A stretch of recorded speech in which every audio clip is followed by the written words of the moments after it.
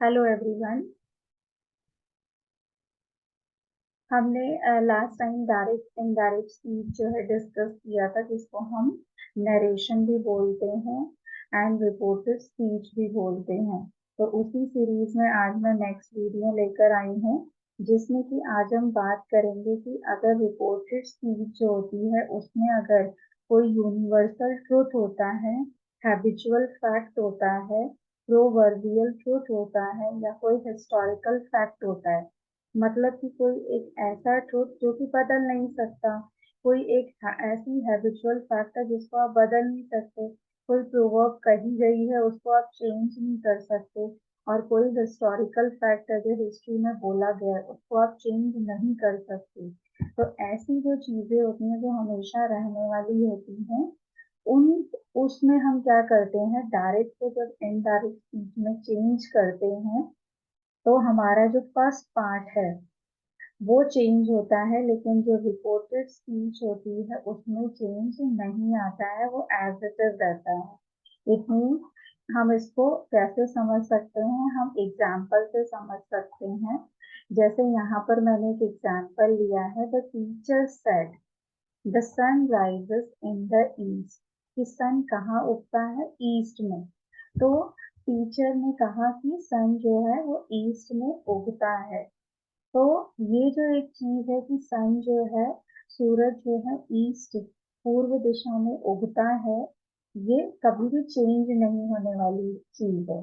It means कि जब हम इसको चेंज करेंगे इन डायरेक्ट स्पीच में, तो हम बोलेंगे द टीचर सेड, के बाद क्या आ जाएगा, दैट। जैसे ही हम इन कॉमास को, इन्वर्टेड कॉमास को रिमूव करेंगे, इन कॉमास को, और फिर बाकी जो हिस्सा है वो एज इट इज आएगा। The sun rises in the east without any change. इसी तरह से अगर कोई बात कही गई है कि हमें पता है कि दो और दो मिलकर क्या होते हैं, चार। शी सेड 2 and 2 is 4, तो ये चीज हमेशा सही है, कभी चेंज नहीं होने वाली है। तो हम लिखेंगे शी सेड के बाद एज अ रूल आएगा सेड दैट। दैट कहाँ से आया, जब हमने कॉमा और इन्वर्टेड कॉमा को हटाया। फिर हम लिखेंगे 2 and 2 is 4, और यहाँ से इन्वर्टेड कॉमा जो है हट जाएगा और यहाँ नहीं आएगा जब हम चेंजेस लाएंगे। और हम ध्यान रखेंगे कि जब भी हम यहाँ पर इन्वर्टेड कॉमास हटा रहे हैं, दैट टाइम जो टी है इस जगह पर वो क्या आएगा, स्मॉल। तो इस तरह से हमने देखा कि किस तरह से यूनिवर्सल ट्रूथ या कोई जो बात कही गई है उसमें कोई चेंजेस नहीं आए जब हमने डायरेक्ट से इनडायरेक्ट में चेंज किया। इसी तरह से कोई प्रोवर्ब, कोई कहावत अगर सपोज कही गई है, जैसे कि कहा जाता है, सपोज एक एग्जांपल लेते हैं, he said Rome was not built in a day. एक कहावत है कि रोम जो है वो एक दिन में नहीं बना। तो इसलिए हम इसको अब कैसे चेंज करेंगे, ही सेड दैट, और ये पूरा हिस्सा जो एक कहावत है, जो बात कही गई है, वो एज इट इज आएगा। Rome was not built in a day. तो इस तरह से आप इन तीन एग्जाम्पल से समझ गए होंगे कि जब भी हम यूनिवर्सल ट्रुथ की बात करें, या किसी प्रोवर्बियल ट्रुथ की बात करें, या कोई एक ऐसी चीज जो कभी चेंज नहीं होती है, तो वो एज इट इज लिखी जाएगी। तो इस तरह से हमने आज डायरेक्ट इनडायरेक्ट का ये वाला हिस्सा समझा। अब हम आते हैं, एक चीज और हमारी अभी रिमेनिंग है डायरेक्ट इनडायरेक्ट स्पीच के टॉपिक में। वो है जैसे कि अगर हम किसी को कभी सपोज किसी के लिए कोई कामना करते हैं, तो यहाँ पे हम क्या कर सकते हैं कि जब इसको डायरेक्ट से इनडायरेक्ट में चेंज करें, तो हम कुछ वर्ड्स लिख सकते हैं। जैसे हम किसी के लिए विश मांगते हैं, तो हम उसको बोलेंगे विश्ड, ठीक है, ब्लेस्ड, प्रेड, इस तरह के वर्ड यूज कर सकते हैं। तो वो कैसे आएगा, फॉर एग्जाम्पल अब हम उसकी बात करेंगे। उसमें हमने एग्जाम्पल लिया, लेट्स से, जैसे हमने बोला she said to me may you live long. उसने मुझसे कहा कि तुम जो है अच्छे से खूब, जैसे हम बोलते हैं खूब बड़े हो जाओ, खूब अच्छे से जियो। मे यू लिव लॉन्ग, आपकी आयु जो है वो लंबी हो। तो हम उसको जब हम इनडायरेक्ट में चेंज करेंगे तो हम बोलेंगे she blessed me. Said to me may you live long, तो इट मीन्स वो मेरे लिए एक कामना करती है, इट मीन्स वो मुझे ब्लेस करती है। तो शी ब्लेस्ड, किसको किया, मुझे, मी, दैट। तो हम जब यहाँ बोलते हैं तो ये जो मे होगा वो सब्जेक्ट के बाद आएगा, तो हम यू लिखेंगे। तो लेकिन यू को हम देखेंगे सन के अकॉर्डिंग, तो यू सेकंड पर्सन है, सेकंड पर्सन चेंज होगा ऑब्जेक्ट के अकॉर्डिंग।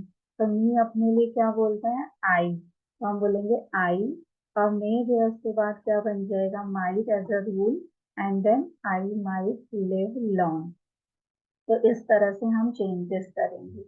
फॉर एग्जाम्पल जैसे हमने बोला they said may God make us happy, तो अब हम जब चेंज करेंगे तो इट मीन्स उन्होंने कहा कि हम हैप्पीली जो है वो जिए, ये हमारे लिए प्रे किया, कामना की। तो हम बोलेंगे दे प्रेड दैट गॉड, सब्जेक्ट पहले आ जाएगा, मे जो है माइट बन के कहाँ आ जाएगा, इस जगह पर आएगा माइट, एंड देन माइट के साथ एज यूजल की फर्स्ट फॉर्म मेक।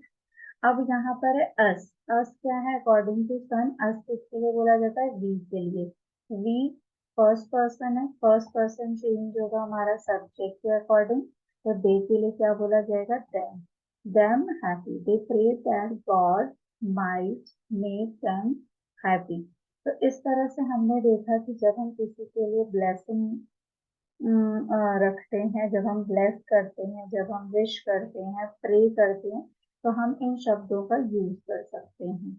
और इसी तरह से आज हमने देखा कि कब हमें जो है यूज करना होता है एज इट इज, तो वो चीज जो होती है क्या होती है, यूनिवर्सल ट्रुथ के केस में होती है, तो उसको हम एज इट इज लिखते हैं विदाउट एनी चेंजेस। तो इस तरह से हमने जो है आज ये डायरेक्ट इनडायरेक्ट दो सब पार्ट जो है आज डिस्कस किए।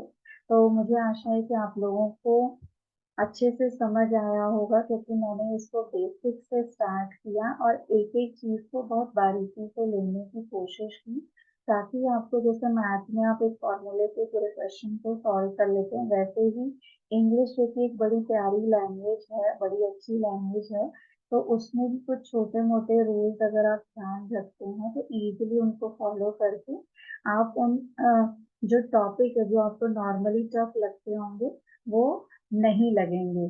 तो मैंने पूरी कोशिश की है, आई ट्राइड माय बेस्ट। तो hope you all have understood, और अगर अच्छा लगा हो तो आप इसे लाइक करें, शेयर करें, और ऑलरेडी अगर सब्सक्राइब है तो उसके लिए शुक्रिया, और अगर सब्सक्राइब नहीं है तो इससे पहले कि आप कोई और वीडियो देखें एक बार सब्सक्राइब करके जाएं। Thank you, God bless you all.